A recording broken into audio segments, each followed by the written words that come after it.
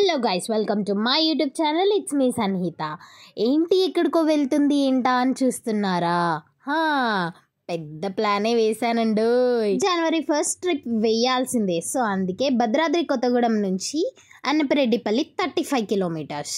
So మా డాడ్కే అడిగేశాను, ఇంకేంటి సరే వెళ్దాంలే అన్నాడు. అదేంటో మరి ట్రైన్లో బస్సులో అసలు ఏ దాంట్లోనైనా ట్రావెల్ చేసినా అసలు ఆ సాటిస్ఫాక్షన్ అనేది రాదు. ఓన్లీ మా ట్రాలీలో ట్రావెల్ చేస్తేనే కానీ భలే సాటిస్ఫాక్షన్ వస్తుంది. అసలు డ్రైవింగ్ చేసే వాళ్ళకి చాలా కష్టం, బట్ వెనక కూర్చొని ఎంజాయ్ చేసే ఫీలే వేరు కదా. ఎక్కడికన్నా వెళ్ళాలి అంటే మేము ఒక్కలమైతే అస్సలు వెళ్ళాం, ఖచ్చితంగా ఎవరినో ఒకరిని తీసుకొనే వెళ్తాం, ఎందుకంటే బాగుంటుంది కదా అందరూ ఉంటేనే సరదాగా. ఫైనలీ 1 hour జర్నీ తర్వాత శ్రీ బాలాజీ వెంకటేశ్వర స్వామి టెంపుల్ అన్నపరెడ్డిపల్లికి వచ్చేసాం. ఇంకా ఈ టెంపుల్ గురించి తెలుసుకోవాలంటే ఇది 800 years కిందట నిర్మించిన టెంపుల్ అట. ఎంత పెద్దగా ఎంత విశాలమైన ప్లేస్ లో ఉందో తెలుసా? 2315 ఎకరాల భూమిని ఈ టెంపుల్ కోసం అప్పగించేశారట. 1286 శతాబ్దంలో కాకతీయ సేనాధిపతి అయిన అన్నపరెడ్డిపల్లి అనే వారిచే ఈ టెంపుల్ నిర్మాణం జరిగిందట. మళ్ళీ 1869లో ఈ టెంపుల్ రీకన్స్ట్రక్షన్ అయింది. ఈ టెంపుల్ ప్రత్యేకత ఏంటో తెలుసా? ఎవరికైతే సంతానం కలగటం లేదో వాళ్ళు దసరా ఉత్సవం గాని బ్రహ్మోత్సవంలో గాని వెళ్ళి గరుడ ప్రసాదం స్వీకరించి భక్తితో కోరిక కోరుకుంటారో వారికి పిల్లలు పుడతారని ఇక్కడి వాళ్ళ నమ్మకం. నమ్మకమే కాదండోయ్, వచ్చిన ప్రతి ఒక్కరు ఈ గరుడ ప్రసాదం తీసుకున్న ప్రతి ఒక్కరికి పిల్లలు పుట్టారని ఇక్కడ వాళ్ళు చెప్పారు. టెంపుల్ అయితే చాలా పెద్దగా, చాలా విశాలంగా, చాలా చక్కగా, చాలా అంటే చాలా బాగుంది. లోపలికి వెళ్ళిపోయిన తర్వాత స్ట్రైట్ గా వెళ్తే అక్కడ ఆంజనేయ స్వామి దర్శనం ఇస్తారు. ఆంజనేయ స్వామికి కొంచెం ముందుకు వెళ్తే అక్కడ ధ్వజస్తంభం ఉంటుంది. ధ్వజస్తంభం ముందే వెంకటేశ్వర స్వామి పాదాలు పెట్టారు. దానికి కొంచెం పక్కట్లోనే టికెట్ కౌంటర్ ఉంటుంది. అక్కడికి వెళ్ళి టికెట్ తీసుకొని లోపలికి వెళ్ళిపోవడమే, అంటే అర్చన కోసం టికెట్ తీసుకోవాలి అన్నమాట. లోపలికి వెళ్ళిపోయిన తర్వాత అంబియన్స్ అయితే చూస్తున్నారు కదా, ఎంత బాగుందో అసలు. చాలా అంటే చాలా బాగుంది. దేవుని ఫోటో అయితే తీయనీయలేదు, వీడియో ఆల్సో తీయనీయలేదు. అర్చన అయితే చాలా బాగా చేశారు. మధ్యలో వెంకటేశ్వర స్వామి టెంపుల్ ఉంటుంది, అంటే వెంకటేశ్వర స్వామి కొలువై ఉంటారనమాట.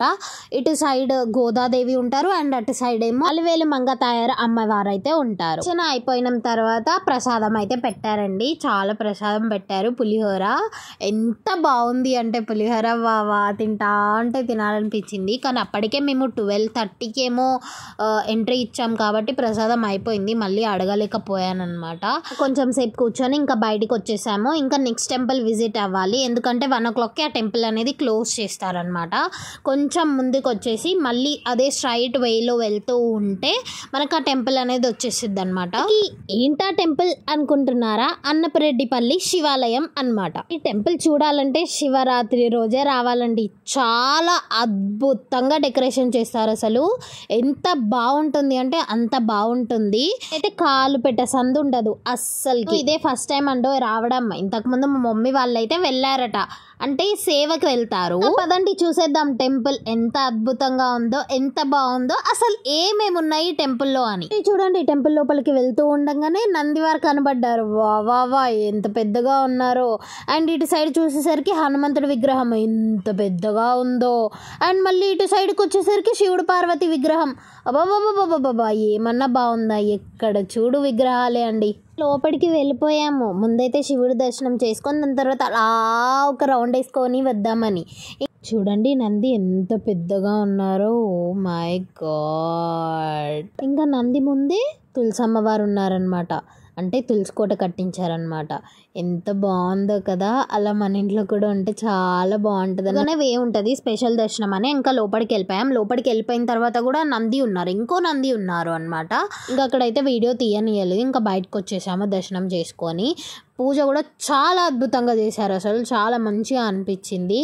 అండ్ ఇంకా బయటకు వచ్చేసాక చెప్పా కదా స్టార్టింగ్లోనే శివుడు పార్వతి ఉన్నారని, అలా కొన్ని వీడియోస్ కొన్ని ఫొటోస్ ఇస్తాం. శివుడు పార్వతి వెనకాలనే కోరికల వృక్షం అని ఒక వృక్షం ఉందన్నమాట.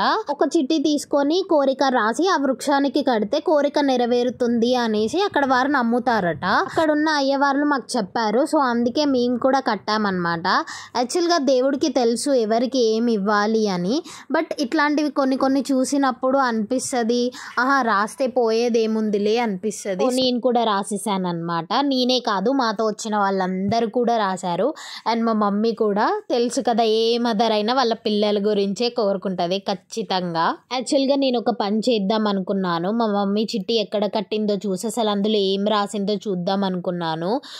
బట్ అన్ని చిట్టీలలో అసలు మా మమ్మీ చిట్టి ఏంటి అనేది అసలు కనిపెట్టలేకపోయాను అనమాట. అండ్ ఇటు పక్కన ఒక పెద్ద శివలింగం ఉంది, అందులోపల చాలా శివలింగాలు ఉన్నాయి. అండ్ ఇటు పక్కనేమో శివుడు చెట్టు కింద కూర్చొని ఉన్నాడు అనమాట.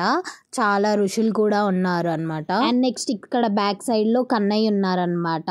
కన్నయ్య లేని ప్లేస్ అంటూ ఎక్కడ ఉండదు కదా, సో అందుకే ఇక్కడ కూడా కన్నయ్య విగ్రహం అనేది పెట్టారు. అండ్ నెక్స్ట్ 108 లింగాలతో ఏకలింగం, అసలు ఎంత పెద్దగా ఉంది తెలుసా గాయస్, చూడండి అసలు.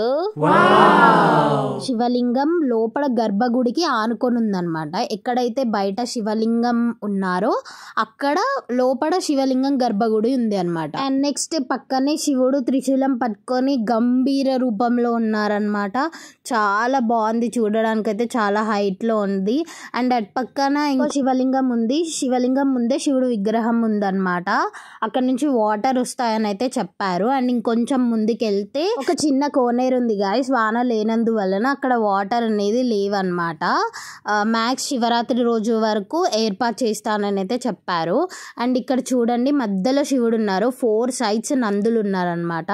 ఎంత బాగుంది కదా చూడడానికి అసలు. ఇంకా లైటింగ్ వేస్తే ఇంకా వాటర్ వస్తే ఇంకా చాలా బాగుంటుంది కదా చూడడానికి, అసలు భలే అనిపించింది అనమాట. అండ్ 4 నందులు అంటే 4 సైడ్స్ నందులు కూడా మధ్యలో ఉన్న శివుడినే చూస్తున్నారనమాట. చూడడానికి అయితే చాలా బాగుంది. అండ్ శివరాత్రికి కూడా చూస్తే చాలా బాగుంటది అనిపించింది. అండ్ ఇక్కడైతే మేము అక్కడ ఉన్న కొండని చూస్తున్నాం అనమాట.